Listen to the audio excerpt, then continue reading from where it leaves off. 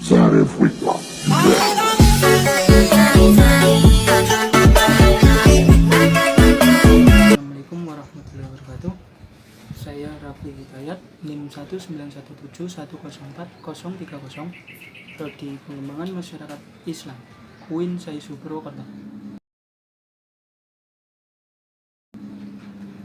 Pertama-tama yang saya hormati Ibu dosen pengampu mata kuliah Public Speaking, dan yang kedua yang saya cintai teman-teman seperjuangan Prodi 5 PMIA.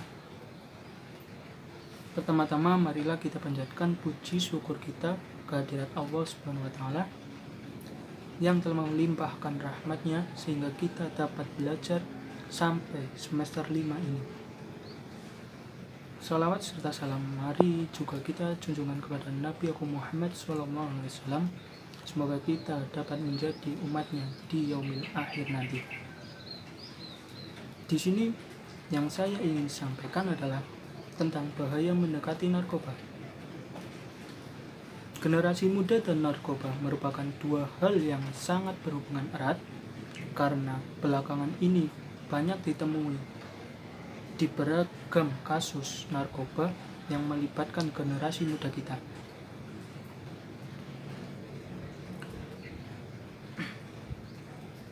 Bukan hanya sebagai pemakai, generasi muda kita menjadi pengedar. Tidak sedikit generasi muda kita yang menjadi pengedar narkoba, sehingga semakin membuat pelik permasalahan tentang narkoba di lingkungan generasi muda.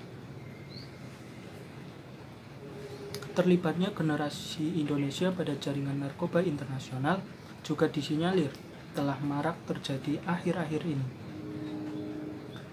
sehingga membuat pihak kepolisian dan aparat yang terkait harus bekerja ekstra keras untuk mengungkap serta meminimalkan hal-hal yang tidak baik tersebut.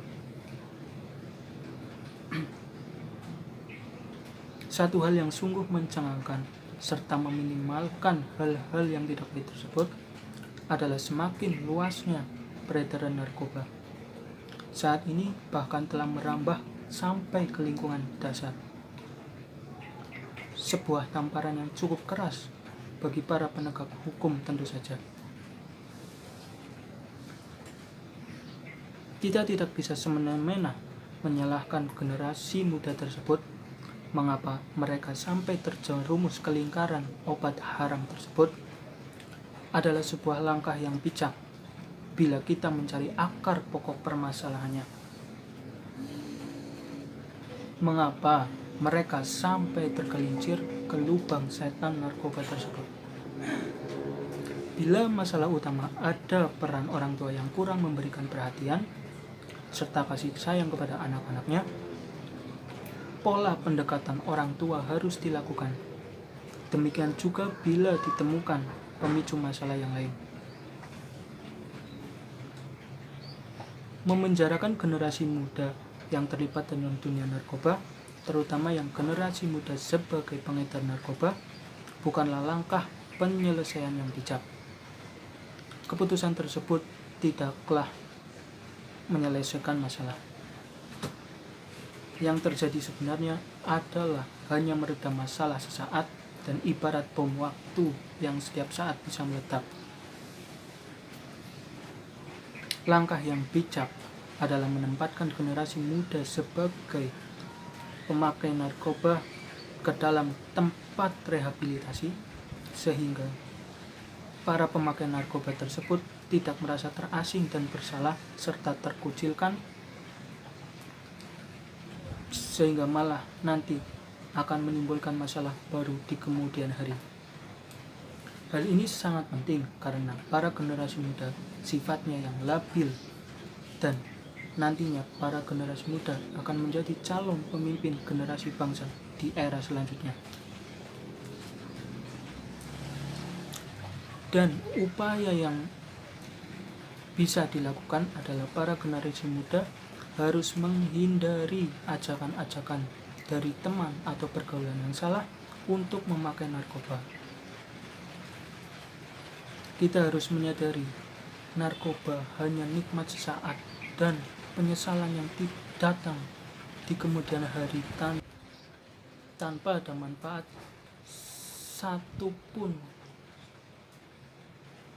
Nah, pesan saya di sini sebagai generasi muda, kita tentu harus berpikir dewasa dan lebih bijak tentang mana pergaulan yang benar dan mana pergaulan yang salah.